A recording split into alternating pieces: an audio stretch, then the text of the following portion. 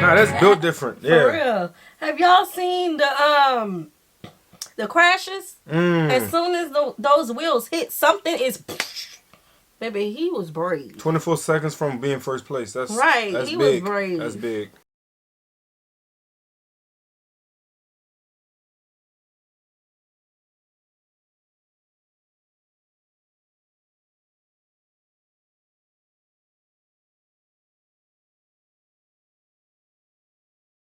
What's good, y'all? It's the Demouchets React, and we're back with another video. Who we got today, C? Today we're back with another reaction. Super excited about this video, guys. If you're new to us and we're new to you, make sure you scroll down, hit that subscribe button, and turn on the post notification bell because we're on the road to 10K. And we cannot get there without you guys, alright? Join the family. Without further ado, let's get into the video. Michael Schumacher had struggled to reach the heights for which he was famed during his second stint as a Formula One driver. But at Monaco in 2012, the German drove an utterly scintillating lap to take what would have been the final pole position of his career. A grid penalty for a previous infringement dropped him to 6th on the grid, but it took nothing away from what had been a superb performance and a reminder to all of the genius behind the wheel. At the 1995 European Grand Prix, Schumacher was hunting down Jean Alesi, going wheel to wheel in the fight for victory. Then, with 3 laps to go, Michael made his move. Yes! Michael Schumacher takes the lead in the Grand Prix of Europe, and the Benetton team go What's so crazy is because the guy that he was racing against tries to cut him off, and he's seen that open. He's like, I gave him an open. Yep. When he did that, he took advantage of it, and he did great. Quick thinking, too. Gotta be quick on that. with delight. A fantastic overtake around the outside of the chicane gave him the race win, and topped off an incredible drive that had seen him take 25 seconds out of Alesi in the 15 laps prior to his pass. Say for Michael to win with 3 stops, this is for me, he probably rates it amongst his best wins, so big congratulations to him. Having won the first 4 races of 1994, the Spanish Grand Prix proved to be a little trickier for Schumacher, as he found himself stuck in 5th gear for most of the race.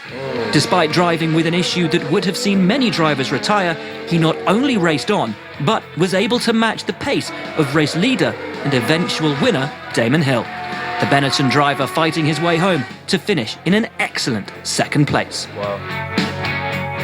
Schumacher was chasing victory at Spa-Francorchamps in 1992.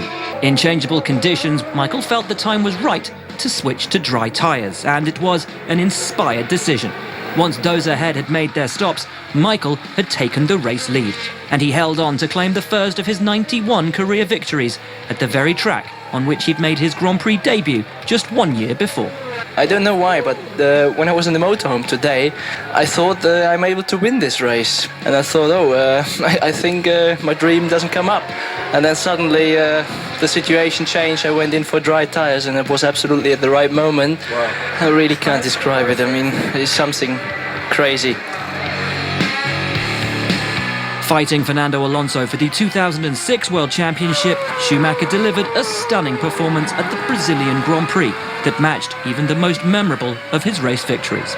A puncture on lap 9 dropped him to the back of the field and almost a lap down. But he refused to give up, passing nearly the entire field on his way back to 4th place, finishing just 24 seconds off the race winner.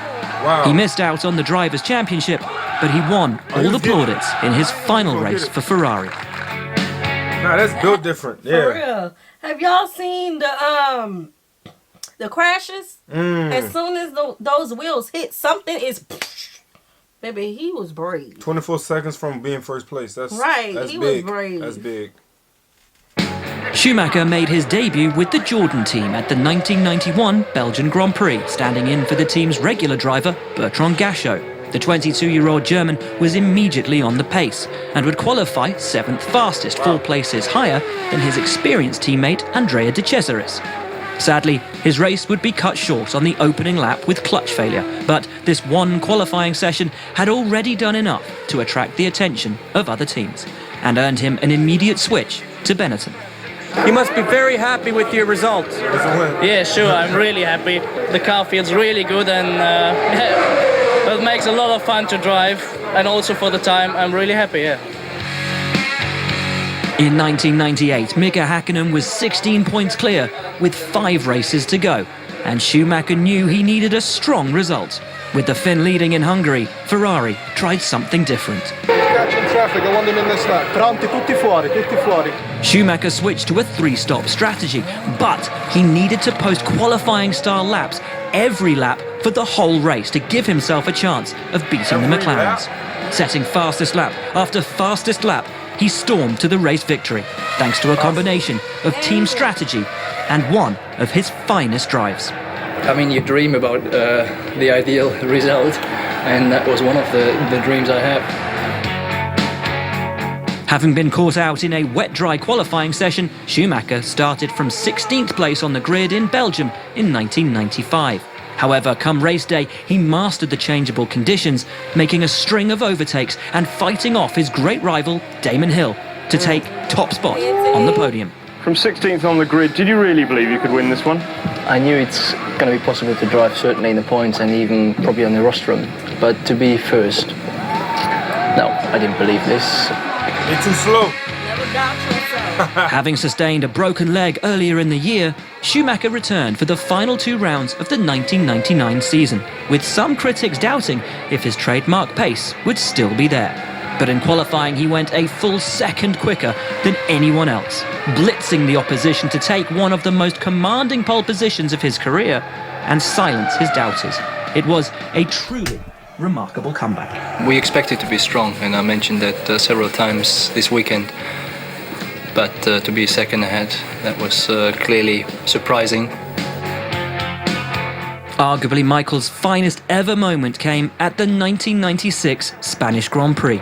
He does well in rain. Yeah. That's his strategy. Only stopping 3 times and knowing when to switch to his dry wheels.